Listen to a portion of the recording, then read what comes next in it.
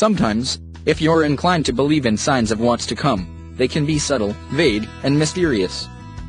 And then other times, as with newly crowned Daytona 500 champion Kurt Busch, they can hit you right over the head. "My mirror fell off with 30 laps to go," said Busch, in victory lane at the Daytona 500 for the first time in his career. "I couldn't even see out the back. And I thought that was an omen." Throw caution to the wind. At first glance, caution to the wind might have seemed like a suboptimal strategy in a start to the season that was part sprint, part demolition derby, and every bit a war of attrition. It was a race that saw 8 cautions, 40 laps under the yellow flag, and only a half a dozen or so cars that made it to the finish line without some kind of damage. The No. 41 car of Busch was not among them, having suffered serious damage to the right side after being caught up in a major wreck on lap 129. Though NASCAR entered the season with a brand new format, never has the old racing adage proved truer: to finish first, first you must finish. "That's what Daytona's about," Busch said. "You have to roll with it. You have to find what it's going to take to win. Our car didn't have too much damage on it, on the nose and tail. I felt like it still had speed in it." In some sense, Busch's Daytona run was, much like his career as a whole, a battle for survival. Over the course of his nearly 2 decades, Busch has lost sponsors, been fined and disciplined repeatedly, and lost rides with both Roush Fenway and Penske Racing, thanks to a host of incidents on track and off. In 2015, he was suspended for the first 3 races of the season following accusations of domestic violence lodged by his ex-girlfriend. Busch denied the allegations and was reinstated by NASCAR soon after the Delaware Attorney General declined to press charges. While Busch's talent behind the wheel has never been in doubt, his place in the sport frequently has, something that he acknowledged in the media center following the biggest win of his career. "I've been through some different patches here or there," Busch said. "But to have a team that believes in me, that's the most important part."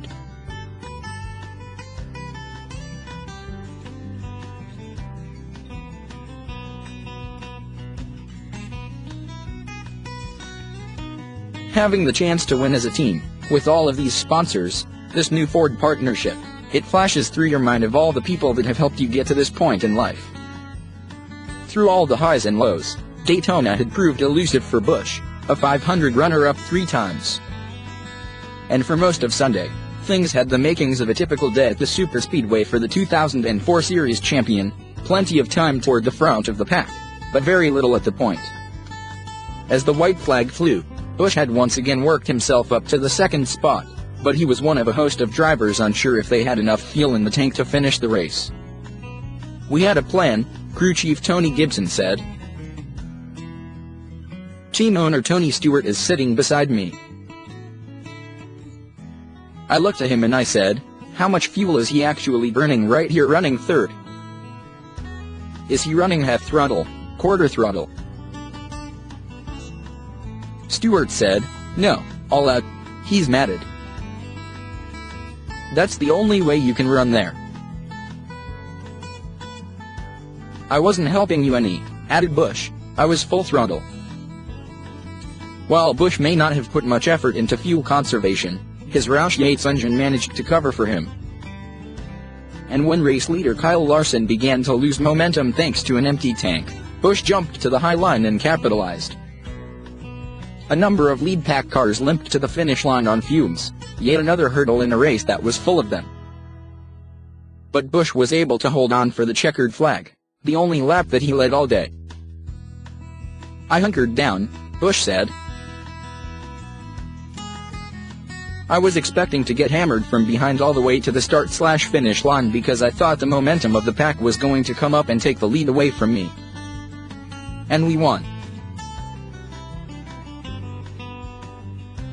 That win was a major milestone, not only for Busch, but for his crew chief, Gibson, a NASCAR lifer and beloved figure in the garage who grew up in the Daytona Beach area. And then there was Busch's car owner Stewart, the three-time Cup champion who retired from driving at the end of the 2016 season, with the Great American Race one of the only trophies missing from his legendary career. "If I knew I would retire and win the next race," joked Stewart, "I would have retired 17 years ago and got it that way." In fact, there was great humor in Busch being the man to finally help deliver Stewart his first 500 win, given that the two men enjoyed a, shall we say, contentious relationship throughout their driving careers. The two clashed frequently on the track, including a wreck in the 2007 edition of the race that took both men out of contention, despite having the fastest cars on the track. In 2008, their feud boiled over to the point that, according to reports, Stewart actually took a swing at Busch in the NASCAR hauler. Fast forward almost a decade, and suddenly, the once bitter rivals were all smiles, basking in what their partnership had produced. "The times we raced against each other over the last few years," Busch said, "the role that he plays as a racer and then as an owner, he puts each hat on distinctively. When he walks into team meetings and has to talk as a team owner, he is spot on. You can't pull the wool over a racer/owner." "I told Kurt," said Stewart, happy to return the compliment, "I said it's probably the best race and most patient race I've seen him run today." Patience was in short supply for the rest of the field, given the abundance of accidents that took so many top contenders out of the mix. NASCAR's new format, with points awarded for stage wins at laps 60 and 120, was expected to create more intense racing earlier in the event. But ironically, it was after the conclusion of the second stage, during a stretch many expected to be calm, when most of the chaos erupted instead. The good news for race fans was that, after missing the second half of the season due to recurring concussion-related symptoms, Dale Earnhardt Jr.